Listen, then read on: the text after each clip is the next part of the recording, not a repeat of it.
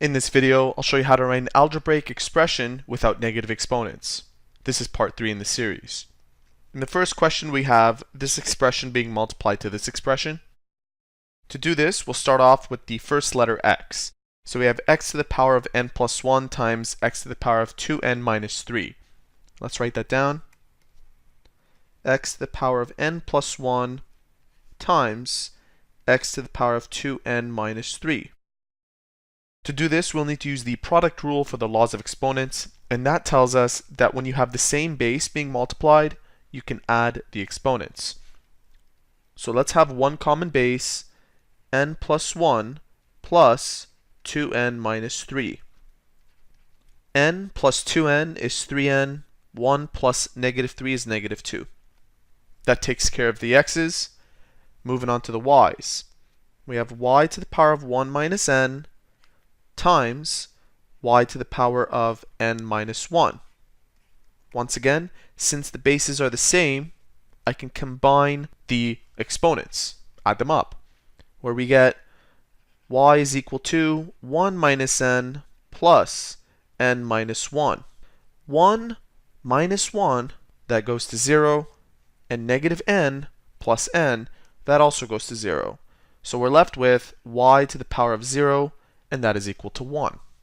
Now that we found the products of both, we can combine them, where we have x to the power of n minus 2 times 1 gives us x to the power of n times 3 minus 2 times 1, but we don't need to write that down. Now that you've written down this expression, you may think you are done, but remember, the whole premise behind this lesson is to write algebraic expressions without negative exponents.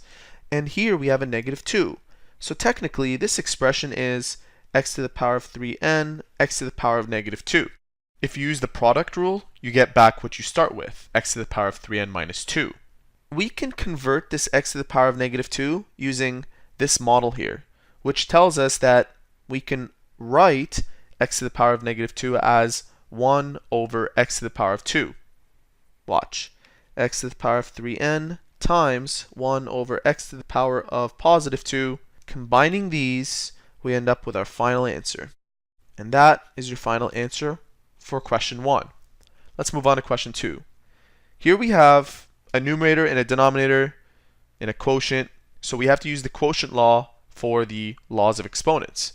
And that tells us that if you have two bases that are the same, you can subtract the exponents. So we need to subtract 2p minus 1 with p plus 4 for the x's. So for the x part, 2p minus 1 minus p plus 4. So you have to put that in brackets because it's not a monomial, it's two terms. Both of these terms will be influenced by the negative, where it becomes 2p minus 1 minus p minus 4. Now I can combine like terms. These two are alike, that becomes p. Negative 1 and negative 4 are alike, that becomes negative 5. So you have x to the power of p minus 5. Now we have to move on to the y's. This time we have a 2, and over here you have 1 minus p.